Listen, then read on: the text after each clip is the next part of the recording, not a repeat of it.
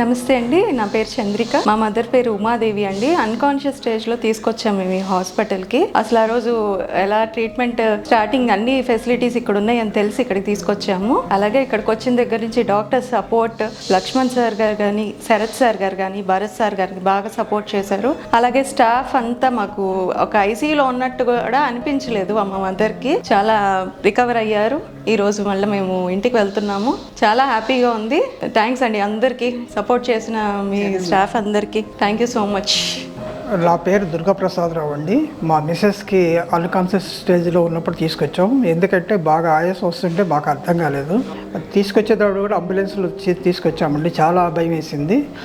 మేము డెత్ అంటే ఎలా ఉన్నారంటే మా మిస్సెస్ చావు బతుకులో ఉన్నట్టు అనిపించి తీసుకొచ్చామండి. నిజంగా దేవుడిలాగా ఈ కిమ్స్ హాస్పిటల్ డాక్టరు శరత్ చంద్ర గారు కానీ, భరత్ గారు కానీ, వీళ్ళ స్టాఫ్ కానీ ఎంతో బాగా దగ్గరుండి బాగా చేశారు.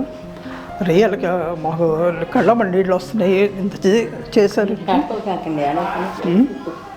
చాలా బాగా చేశారు. మా మిస్సెస్ని చాలా దగ్గర తీసుకొచ్చి ఈ కండిషన్ మామూలుగా తీసుకొచ్చారండి. మాకు many thanks KIMS Shikhar hospital. నిజంగా స్టాఫ్ కానీ, శరత్ చంద్ర గారికి కానీ, భరత్ గారికి కానీ, లక్ష్మణ్ సార్ కానీ, వీళ్ళ స్టాఫ్ కానీ చాలా బాగా చేశారు. నేను ఎలా చెప్పాలో నాకు అర్థం కావట్లా. నిజంగా దేవుడు అంటే ఇదేనండి, కిమ్స్ హాస్పిటలే. ఇక్కడికి వచ్చేటప్పుడు అసలు ఇదిలో లేనండి, ఎలా ఉన్నానో కూడా తెలియదు నాకే.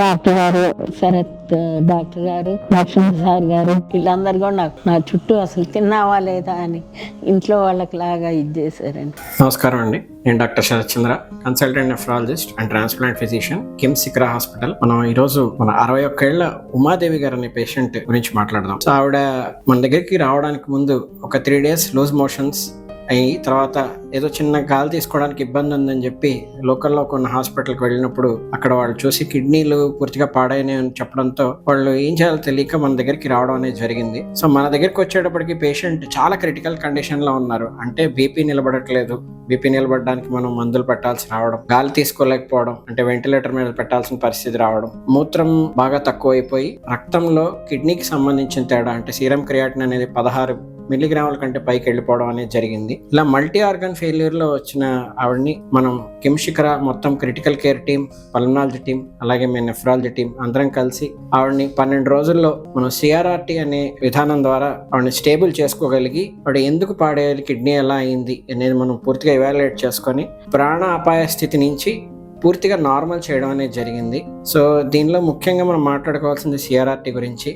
ఈ CRRT అనేది ఏంటంటే, ఎప్పుడైతే బీపీ బాగా తక్కువైపోయి ఆర్గన్స్, అంటే శరీరంలో అవయవాలకు రక్తం అందడం అనేది ఆగిపోతూ ఉంటుందో, సో అలాంటి టైంలో మనకి చేయడానికి ట్రీట్మెంట్స్ అనేవి చాలా తక్కువ ఉంటాయి. ఈ CRRT పెట్టడం వల్ల ఏంటంటే ఆ అవయవాలన్నింటినీ మనం కాపాడుకోవడంతో పాటు శరీరంలో ఉన్న మలినాలన్నీ, రక్తంలో ఉన్న మలినాలన్నీ తీసేయడం ద్వారా మనకి ఒకటి టైం దొరుకుతుంది, రెండోది ఆర్గన్స్ రికవరీకి చాలా టైం అనేది దొరుకుతుంది. ఈ లోపల ప్రాపర్గా డయాగ్నోసిస్ చేసుకోవడం, అట్లాగే పేషెంట్ని ప్రాణాపాయ స్థితి నుంచి బయటికి తీసుకురావడానికి కూడా ఉపయోగపడుతుంది.